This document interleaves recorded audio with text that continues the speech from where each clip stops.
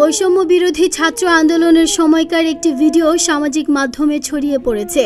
ওই ভিডিওতে দেখা যায় পুলিশ সদস্যরা একের পর এক লাশ ভ্যানে তুলছেন, ময়লা চাদর আর ব্যানার দিয়ে ঢেকে দিচ্ছেন লাশগুলো।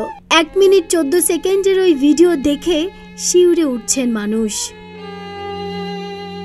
এমন নৃশংসতা দেখে বাকরুদ্ধ চলচ্চিত্র নির্মাতা মুস্তাফা সরোয়ার ফারুকীও।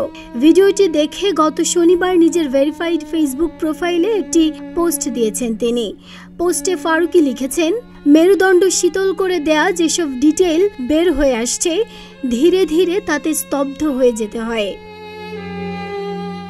যে সরকারের শপথ ছিল নাগরিকদের নিরাপত্তা দেয়ার, সে সরকারই যদি ক্ষমতার জন্য লাশের স্তূপের ওপর বসে নৃত্য করে, এর চেয়ে ভয়ঙ্কর আর কি বা হতে পারে।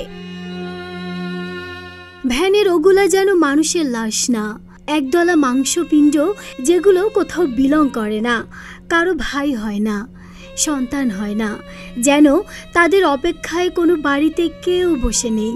কি বিভৎস ক্ষমতার এই লোভ।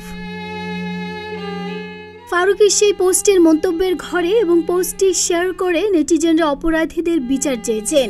এই ঘটনার সঙ্গে জড়িত পুলিশ সদস্যদের দৃষ্টান্তমূলক শাস্তির দাবিও জানিয়েছেন তারা।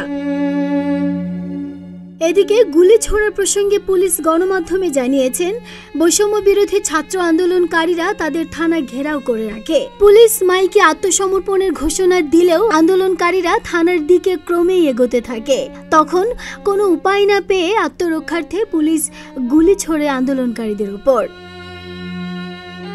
ডেস্ক রিপোর্ট, প্রতিদিনের বাংলাদেশ।